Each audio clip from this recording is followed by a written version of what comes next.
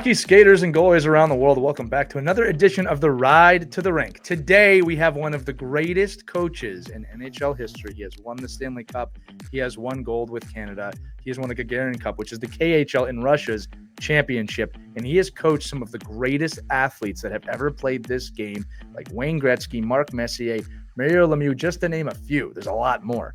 And we want him to talk to you today about what kind of effort, what kind of mindset, and what kind of drive you need to have if you want to make it to the highest levels of hockey. So I'm going to ask him a question, and he's going to dive right in. Here we go.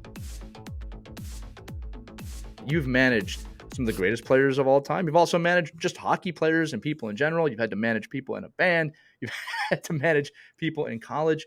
For the kid out there that's listening, and that kid's dream is the NHL or to play hockey at a high level. You've seen it.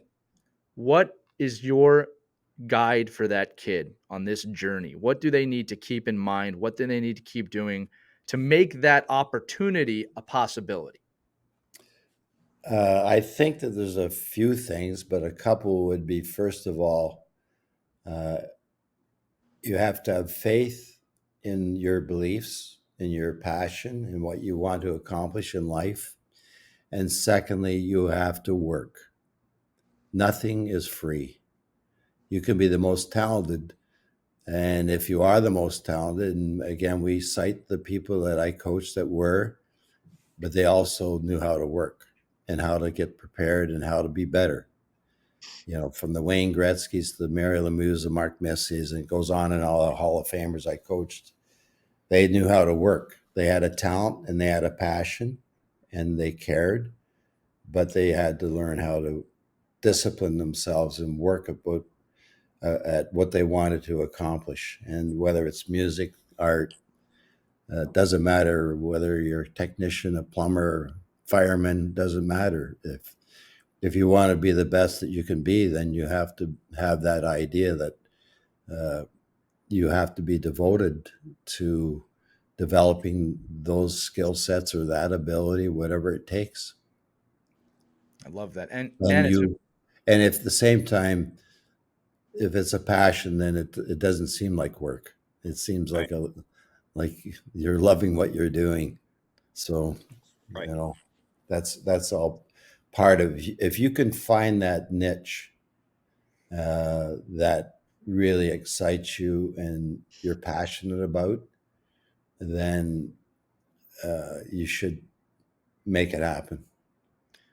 Well, and I love that you led with faith on that, because the faith is also within yourself, right? And for the kids listening, it can be very easy to look outside yourself or that need for other people to believe in you. But Mike, you just kind of said it. The real person that needs to believe in you is you. That comes from within you. So for the kids listening, like, you have to be inspired by what Coach just said there. But the idea is this: if you want to accomplish anything, this is not just for hockey, what Mike is saying here. You've got to find that feeling within you to get up and put that work in. And here's the other thing, kids: there's no guarantees. There's no guarantees that what you want will become come to fruition. But I promise you that if you put the work in and the time in, not only will you get way further than anybody thought possible, but you will learn so much about yourself and who you are and what you can accomplish. That is so important. So I'm going to say it again: faith in yourself, faith in general, obviously very important. You have to believe in something bigger than yourself, but you got to believe in yourself. And Mike, I'll tell you just a quick story. We were actually in Lake Placid, a place I know you're very fond of. And we were in a tournament.